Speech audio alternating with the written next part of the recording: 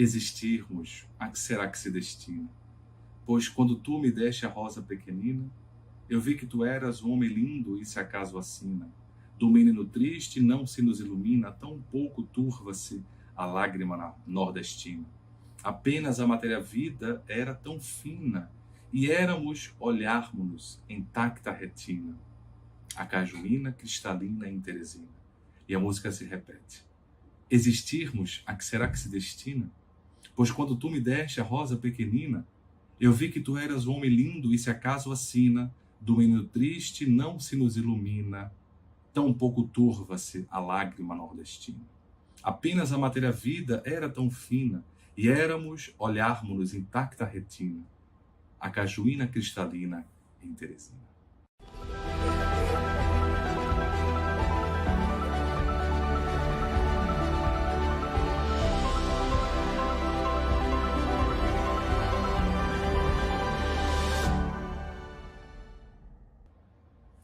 Cajuína, a poesia e música do Caetano Veloso.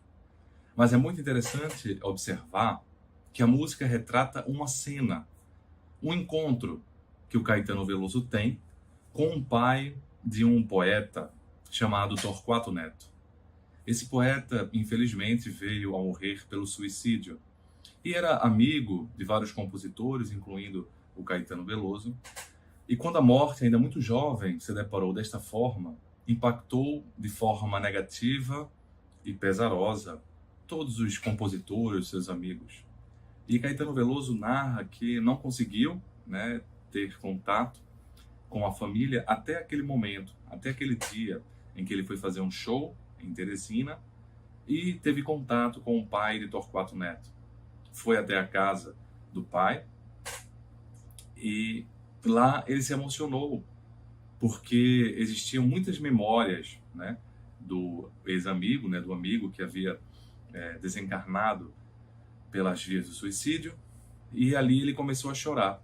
Então, de certa forma, houve aquela cena diferente, porque o Caetano Veloso, que, digamos assim, tinha um luto menor, porque o luto de um pai nessa situação é muito intenso, e ele começa a chorar.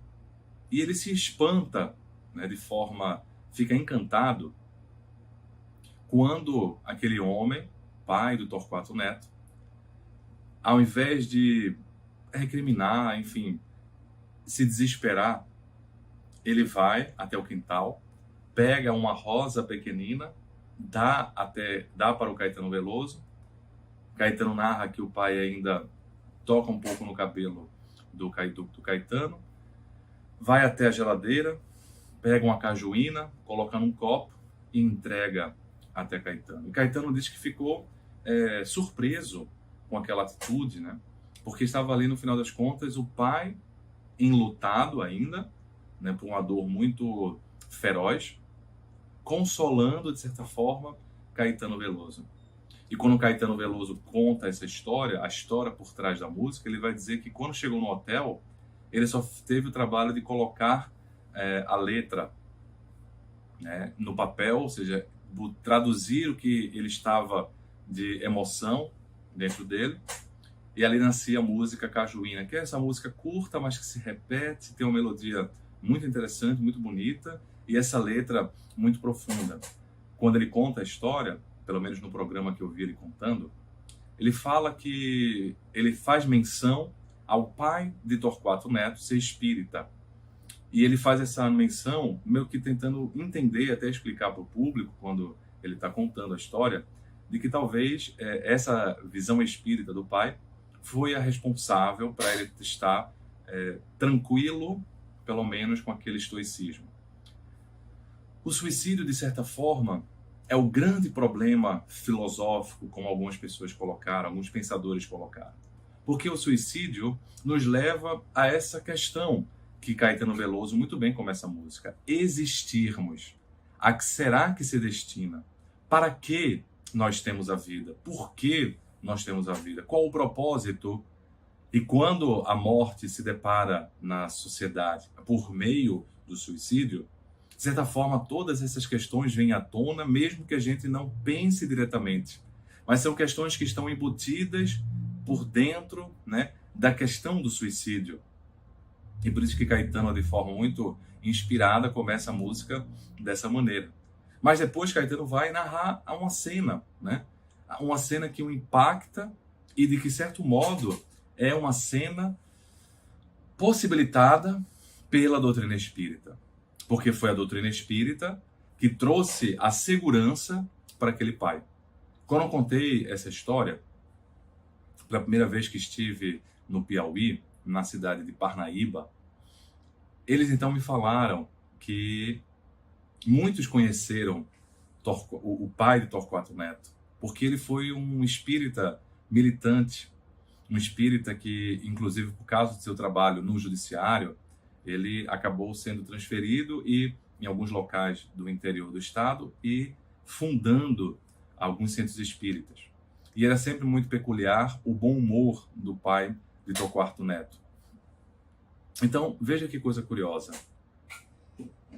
Por trás daquela questão da música, por trás da emocionalidade toda que toma Caetano Veloso na perspectiva dessa cena, está essa postura do pai do Torquato Neto, possibilitada pela visão espírita.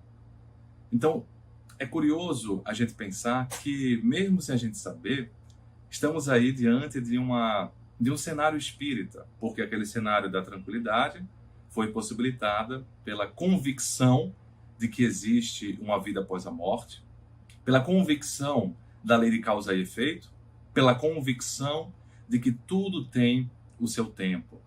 E dessa maneira, a mensagem que o suicídio nos trouxe por meio da postura desse pai é uma mensagem de valorização em relação à própria vida. E é uma primeira mensagem que, de certa forma, a questão do suicídio nos coloca. Se, por um lado, ele coloca em xeque a necessidade da vida, por outro, nos coloca em perspectiva a afirmação do valor da vida. Depende da postura que a gente tenha. E o pai de Torquato Neto conseguiu ter essa postura, que foi captada pela música Cajuína de Caetano Veloso, e ele vai dizer: e se, por acaso, a sina do menino, ou seja, do jovem, do filho, não nos ilumina? Por quê? Porque o suicídio não é uma questão alegre, não é uma questão que, digamos assim, traga uma alegria. O suicídio, ele traz uma dor. Ele traz uma dor. Então, por isso que ele vai dizer, se por acaso a sina do menino, ou seja, como o menino finalizou a própria vida, não nos ilumina, porque traz uma dor embutida, mas também não faz a dor do pai ser uma dor que mereça reprovação. Tampouco turva-se a lágrima nordestina. E aí a gente precisa entender por que não é uma situação alegre. Em geral, nós temos pensado muito sobre a liberdade. O suicídio também nos coloca a perspectiva de pensarmos até onde nós somos livres. E há muita perspectiva na atualidade de pensar o suicídio como uma possibilidade de escolha na direção de que, se nós somos livres, nós teríamos também essa escolha. E por isso deveríamos ter a possibilidade de morrermos dessa maneira com uma dignidade. E aí vem toda a questão do suicídio assistido, que começa a ficar mais visível essa valorização dessa perspectiva. E aí a gente precisa entender, será que nós somos livres? Com a visão espírita, a gente vai perceber que, olha, primeiro, a liberdade que nós temos não é uma liberdade irrestrita, é uma liberdade condicionada. É uma liberdade condicionada à responsabilidade. É uma liberdade que é condicionada à consequência dos nossos atos. E essa consequência dos nossos atos, ela vai trazer uma restrição da nossa liberdade, porque vai trazer uma repercussão em nós mesmos e também vai trazer uma repercussão dolorosa ou libertadora para aqueles que estão ao nosso redor. Então, se a gente pensa nessa liberdade condicionada à responsabilidade, a gente vai pensar do ponto de vista filosófico, dentro da visão espírita, que nós não somos totalmente livres assim. Que a nossa liberdade ela vai ter um limite diante da dor que a gente impõe ao outro. Mas se a gente quer pensar um pouco mais aprofundado, a gente pode pensar também no seguinte: será que quem quem comete suicídio, quem acaba morrendo por essa forma, estava totalmente livre na sua escolha? Estudos mostram cada vez mais que não. Porque se a gente pega estudos da psiquiatria, sobretudo, a gente vai perceber que grande parte, eu não vou dizer que 100% das vezes, mas grande parte dos suicídios, eles são relacionados a transtornos da ordem psiquiátrica. Depressão, o mais importante, mas também transtorno bipolar, na sua fase de euforia, transtornos psicóticos, como a esquizofrenia, ou o próprio transtorno bipolar tipo 1, fobias sociais, vários transtornos da psiquiatria aumentando e se associando a tal ponto, ou de tal forma, que chega a se dizer que 98% das pessoas que cometeram suicídio, elas estavam passando por algum transtorno que a psiquiatria estuda e trata. Eu acho interessante a gente pensar o seguinte: o que é que a gente tem visto em termos de estudos? Fizeram um estudo pós-morte no cérebro, estudando o cérebro de pessoas que morreram com depressão. Então pegaram as pessoas que morreram com depressão e dividiram em dois grupos. Um grupo tinha depressão e morreu pelo suicídio. Outro grupo tinha depressão e morreu por outras causas. E foram estudar o cérebro dessas pessoas pós-morte, para ver se tinha alguma diferença. O que é que encontraram? O cérebro de pessoas que tinham depressão e morreram por suicídio, comparado com pessoas que tinham depressão e morreram por outras causas, era um cérebro que tinha mais alterações inflamatórias, neuroinflamatórias. E aí isso é bem interessante pensar, porque até mesmo aqui no programa Jesus e Saúde Mental, em um programa recente em que a gente fez perguntas e respostas, eu falei de várias alterações cerebrais vinculadas, aos transtornos psiquiátricos não tratados. E como a oração poderia ser útil, porque ela também mexe, digamos, de forma saudável no nosso cérebro. Então o que a gente sabe é que além das alterações químicas ligadas à neurotransmissão, a serotonina, a dopamina, glutamato, norepinefrina, tantos neurotransmissores, a gente que tem também alterações nas células da glia, que são as células que dão uma sustentação ao neurônio, mas que também são responsáveis pelos processos de defesa, portanto, a inflamação.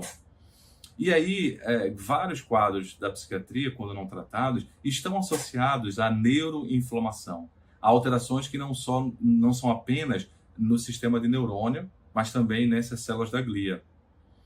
Por exemplo, na pandemia, não foi incomum você ver pessoas com Covid-19 desenvolverem algum quadro neuropsiquiátrico depois.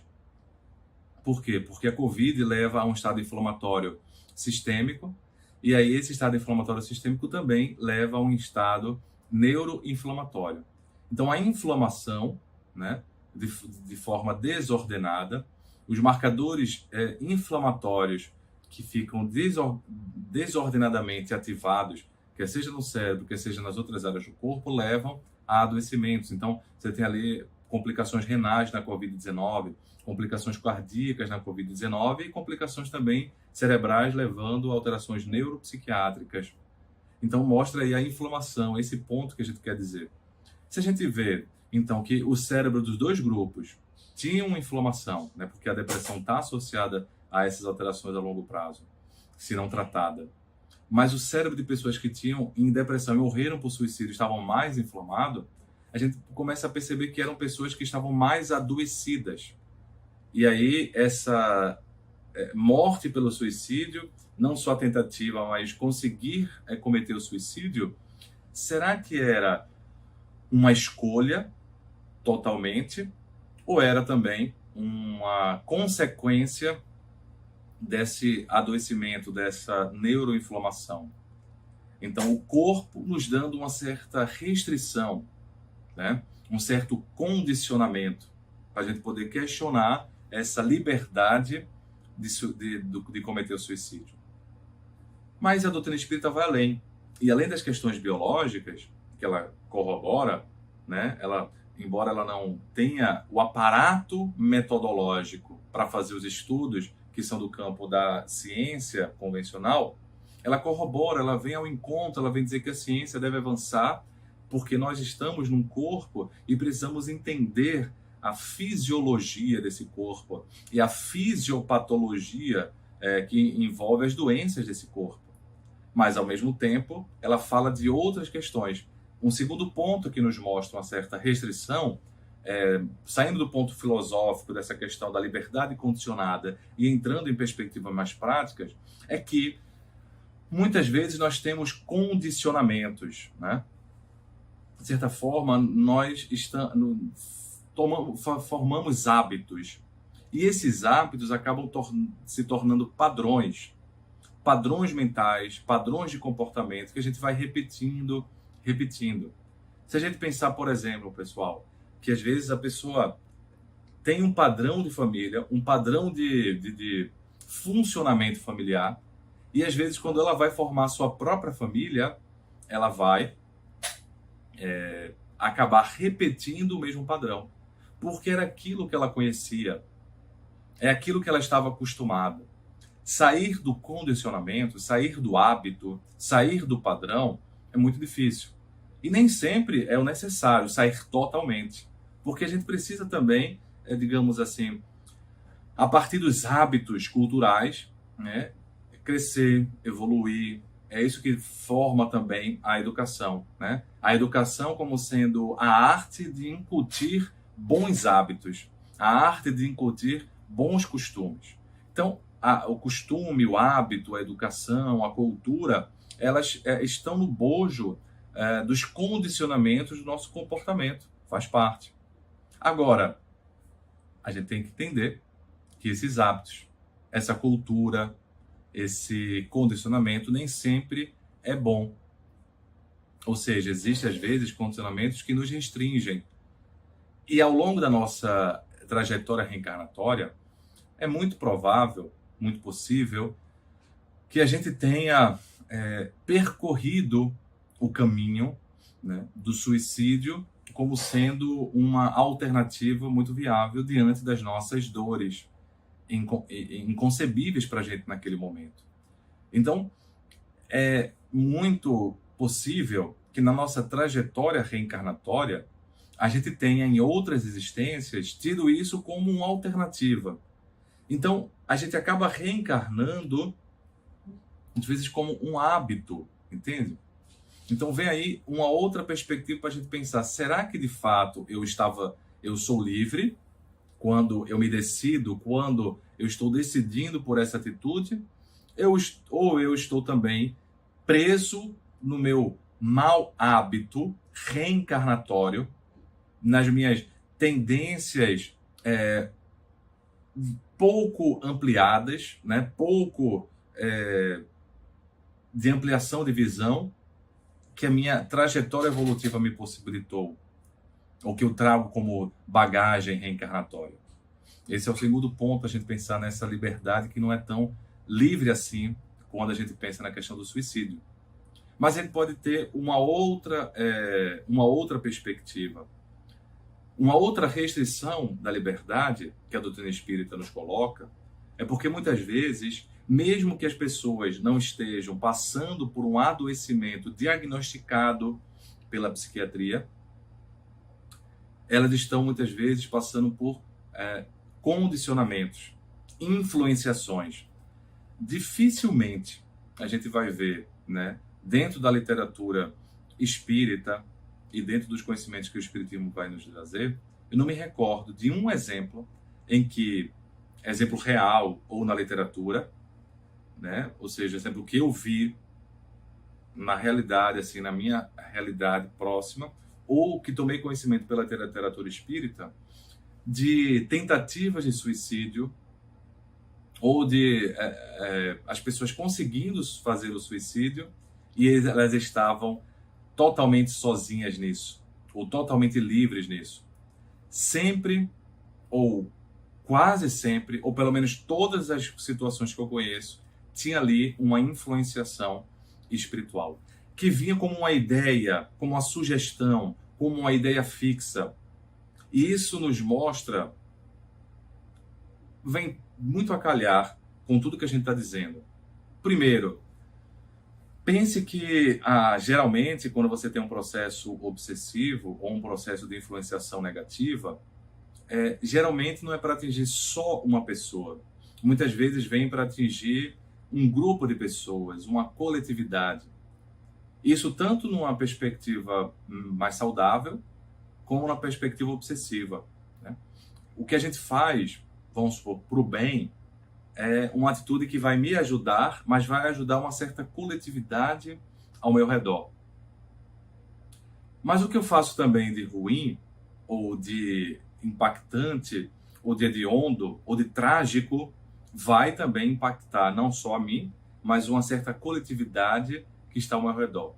Nem que seja a coletividade familiar. Então, muitas vezes, o processo obsessivo, tanto quanto a influência positiva, não vem só para você, mas você serve de um instrumento para o amor. O processo obsessivo, o processo de influenciação negativa também não vem só para você. E você acaba servindo de um instrumento para a dor alheia. E aí, a gente vê a questão do condicionamento, né? Da liberdade condicionada, a responsabilidade. A gente vê a questão do cérebro não dando muita maleabilidade cognitiva. A gente vê a questão da reencarnação, os hábitos, os maus hábitos, não ampliando o leque de possibilidades. E aí vem um processo de influenciação, uma sugestão. E essa sugestão obsessiva, ela é muito perspicaz, ela é muito sagaz, porque quando a ideação de suicídio vem como uma sugestão obsessiva e a pessoa se sente mal, ou seja, vem um mal-estar associado, é mais fácil ela procurar ajuda. É mais fácil ela ir ao encontro de uma ajuda profissional, de uma ajuda espiritual, né? De uma ajuda num centro espírita, numa ajuda numa religião, porque ela está se sentindo mal e quer sair daquele mal-estar. Mas às vezes a perspicácia, a sagacidade da ideação influenciada pelo obsessor é porque ela vem com um certo bem-estar, uma certa sensação de alegria, de euforia, uma certa tranquilidade. Porque é como o sofrimento que a pessoa vinha passando há tanto tempo, agora encontrasse uma solução. E essa ideia de solução é como se virasse a chave e a pessoa tem assim uma eureka, um insight, uma sensação de certa alegria. Como aquela jovem com transtorno bipolar que vinha bem há muito tempo, né? E em determinado momento ela começou a pensar sobre o suicídio e veio uma ideia mais forte do que ela e ela ficou assim, mas suicídio não é uma coisa boa, já estudei tantas vezes, ela não é espírita, mas ela é simpatizante do espiritismo e gosta de outras religiões. E aí ela falou, poxa, eu já vi isso como sendo algo que não era uma coisa assim de Deus, nas palavras dela. Mas aí ela foi encontrar, né, uma tentativa de fazer uma leitura. E na leitura, ela entendeu, né, que era um reforço para que ela pudesse cometer o suicídio. Ela entendeu que era uma mensagem de Deus a liberando da dor. Ela entendeu que era uma mensagem de Deus dizendo mais ou menos assim, minha filha, você já sofreu tanto nessa existência que agora está bom. Você pode voltar ao outro lado. Que seria uma frase, seria uma ideia muito bem tranquilizadora se, por exemplo, a gente tivesse numa situação de doença clínica geral, hospitalizado, ou seja, num leito da morte, né, a morte perto de chegar, e essa ideia vem como uma sensação de tranquilidade, para que a gente possa, digamos assim, aceitar que a batalha da nossa vida está se encerrando. Esse é um ponto. Um outro ponto totalmente diferente é a gente pegar a espada e encerrar a batalha da nossa vida pelas próprias mãos, pela própria liberdade de escolha. Quando ela sentiu isso, ela foi na internet, e infelizmente a internet tem tudo que a gente imaginar de coisas boas ou de coisas ruins, e encontrou algumas sugestões de como fazer. E nos 10 anos que conheço essa jovem, foi a tentativa mais próxima de conseguir. Ela já tinha tentado no passado, mas fazia muito tempo que ela vinha bem e não tinha nem mais essa ideação. E agora ela me falava, depois, hoje, que ela falou assim, graças a Deus que não deu certo aquela tentativa, eu vejo quão absurda foi a minha ideia. Mas eu juro, eu senti muito bem-estar. Eu senti uma certa sensação de que estava tudo resolvido. E como se Deus estivesse me liberando, já que Deus me ama. Olha aí a ideia obsessiva. Olha aí a ideia de uma certa obsessão coletiva que a gente quer passar. Se você ama seu familiar, querem dizer, né, os obsessores de uma coletividade, é você não só o deixa ir, como você o ajuda a ir. Numa situação habitual. Nós não estamos falando em algumas situações de guerra extremadas. Sempre há o agravante, sempre há o atenuante. A gente precisa analisar cada situação. Nós estamos falando numa situação do nosso dia a dia. As dores que vêm. A situação do suicídio assistido, como se vem colocando como sendo uma forma compassiva, amorosa. Mas esse amor que libera dessa forma, muitas vezes é a sagacidade do obsessor. Muitas vezes é a perspicácia do obsessor, dando essa falsa sensação de acolhimento. E uma coisa que eu percebi é que muitas vezes há isso. Antes de uma certa tentativa mais grave, há uma falsa sensação de alívio, uma certa sensação de paz. Eu conversava isso com o Divaldo Franco, que vocês que acompanham aqui a TV da Mansão, tanto gostam, tanto admiram. E o Divaldo Franco, você que conhece ele, sabe que na história dele, quando ele estava começando a conhecer mais sobre mediunidade, espiritismo, foi uma situação de muitas angústias que ele passou. E houve um momento em que ele ia cometer o suicídio, deslocado que ele estava pela ideia dos obsessores o perseguindo, ou dos perseguidores. E a expressão aqui, perseguidores do bem, não é que são o bem gerando perseguidores, aquele que está chegando agora, são pessoas que perseguem o bem, então são perseguidores do bem, ou seja, pessoas que perseguem o bem, né, para fazer o mal contra o bem, digamos assim. Então, não só obsessores, mas pessoas que perseguiam as pessoas de bem, no caso de Divaldo, levando aquela atitude. E aí, quando ele estava em cima, né, daquele parapeito lá do elevador Lacerda, aparece a irmã dele, que também havia morrido pelo suicídio, com uma certa mudança ali perispiritual, uma certa transfiguração ruim, mas aparece para ele, né, e faz uma fala enérgica, dizendo que a vida continua, que a morte não existe, por que ele vai fazer aquilo? Naquele momento ele diz que tem quase um desmaio, né, um desmaio que ele cai para dentro, né, lá de cima, e o suicídio não acontece. E eu falei para ele, mas Divaldo, sabe que muitas vezes eu vejo uma certa sensação de tranquilidade nas pessoas antes de uma tentativa mais intensa. E ele falou, pois é, meu filho. Quando eu saí do trabalho e fui até o local, né, Eu estava no dia, foi um dia angustiante e tudo, mas naquele momento eu estava tranquilo. Era como se fosse uma sensação de paz. Era como se fosse uma certa euforia. E essa conversa específica está muito bem documentada num livro chamado Divaldo Franco, em que a gente examina as perspectivas espirituais, biológicas, sobre a mediunidade de Divaldo. Então, ele conta, e lá está documentado, e ele vai falar, esse é um ponto importante. As pessoas não sabem que antes dá uma certa sensação de tranquilidade, e às vezes isso até as fazem continuar para o ato culminante.